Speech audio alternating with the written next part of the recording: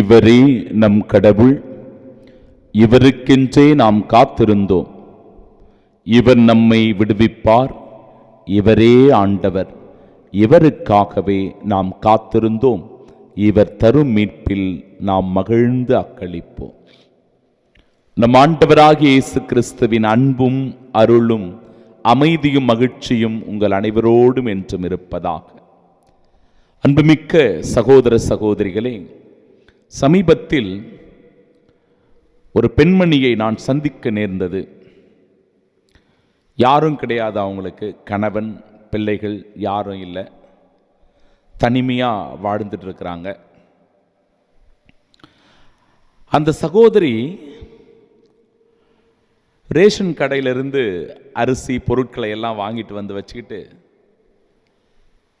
தினந்தோறும் காலை மற்றும் மாலையில் 2 வேளை நிறைய சமைத்து அவர்கள் இருக்கின்ற அந்த தெருவில் தெரு நாய்கள் எல்லாம் இருக்கிறது, அந்த நாய்களை எல்லாம் அழைத்து உணவு போடுவார். காலை உணவு, இரவு உணவு தெரு நாய்களுக்கு. இதை வழக்கமாகவே கொண்டிருக்கிறார். வியக்கத்தக்க ஒரு நிகழ்வு, உண்மையிலேயே ஒரு இரக்கமுடைய செயல்.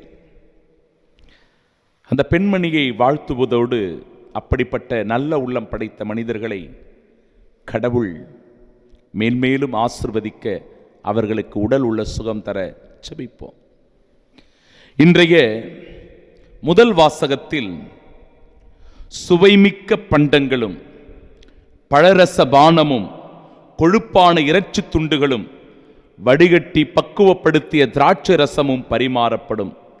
மக்களினங்கள் அனைவரின் முகத்தை மூடியுள்ள முக்காட்டை இந்த மலையில் அவர் அகற்றி விடுவார். துன்பத் துகிலை தூக்கி எறிவார். என்றுமே இல்லாதவாறு சாவை ஒழித்து விடுவார். ஆண்டவர் எல்லா முகங்களிலிருந்தும் கண்ணீரை துடைத்து விடுவார். தம் மக்களுக்கு ஏற்பட்ட நிந்தையை இம்மண்ணுலகிலிருந்து அகற்றி விடுவார். எவ்வளவு வார்த்தைகள்! கனிவு நிறைந்த வார்த்தைகள், இரக்கம் நிறைந்த வார்த்தைகள், அக்கறை மிக்க வார்த்தைகள், அன்பு நிறைந்த வார்த்தைகள். பாருங்கள், துன்பத்தை அகற்றி விடுவார், சாவை ஒழித்து விடுவார், கண்ணீரை துடைப்பார், நிந்தை அவமானங்களை அகற்றுவார். பிரியமானவர்களே, நாம் வாழ்கிற இந்த உலகத்தில் ஒவ்வொரு நாளும் நிந்தை அவமானங்களை சந்தித்துக் கொண்டிருக்கிறவர்கள், கவலையோடு கண்ணீரோடு இருக்கிறவர்கள், பசியிலும் பட்டினியிலும் இருக்கிறவர்கள், வேதனையையும் துன்பத்தையும் அனுபவித்துக் கொண்டிருக்கிறவர்கள், நோயினாலும் உடல் நல குறைவுகளினாலும் ஒவ்வொரு நாளும் கஷ்டப்பட்டு கொண்டிருக்கிறவர்கள் இருக்கத்தான் செய்கிறார்கள். இப்படிப்பட்டவர்கள் மீது நாம் எப்படி நடந்து கொள்ள வேண்டும் என்பதை இன்றைய நாளினுடைய இறைவார்த்தை நமக்கு அழைப்பு தருகிறது. நற்செய்தி வாசகத்திலும் நாம் பார்க்கிறோம், நம் ஆண்டவர் இயேசு கிறிஸ்து பசியினால் இருக்கின்ற அந்த மக்களை பார்த்து பரிவு கொள்கிறார். நான் இம்மக்கள் கூட்டத்தின் மீது பரிவு கொள்கிறேன். ஏற்கனவே 3 நாள்களாக இவர்கள் என்னுடன் இருக்கிறார்கள். உண்பதற்கும் இவர்களிடம் எதுவும் இல்லை. இவர்களை பட்டினியாய் அனுப்பிவிடவும் நான் விரும்பவில்லை. அனுப்பினால் வழியில் தளர்ச்சி அடைந்து விடலாம். ஆண்டவர் இப்படிப்பட்ட ஏழை எளியவர்கள் மீது, கஷ்டப்படுகிறவர்கள் மீது, நோய்வாய்ப்பட்டவர்கள் மீது, அனாதைகள் கைவிடப்பட்டவர்கள் மீது மிகுந்த இரக்கத்தை பொழிகிறார், கனிவு காட்டுகிறார், அவர்களை நேசித்து அன்பு செய்கிறார். அந்த இறைவனை பிரதிபலிக்க வேண்டுமென்றால், அந்த இறைவனின் மதிப்பீடுகளை நாம் தாங்கி வாழ வேண்டுமென்றால், நாமும் இரக்கம் உள்ளவர்களாக நடந்து கொள்ள வேண்டும். நாமும் கனிவு நிறைந்தவர்களாக நடந்து கொள்ள வேண்டும். நம்மால் முடிந்த அளவிற்கு பிறர் மீது அக்கறை காட்ட வேண்டும், அன்பு செலுத்த வேண்டும். அதற்கான அழைப்பாகத்தான் இன்றைய நாளினுடைய திருவழிபாடு அமைந்திருக்கிறது. அன்பிற்குரியவர்கள், ஆண்டவர் கேட்கிறார், உங்களிடம் எத்தனை அப்பங்கள் உள்ளன? இந்த வார்த்தை இன்னைக்கு நமக்கு தான். உங்களிடம் எத்தனை அப்பங்கள் உள்ளன?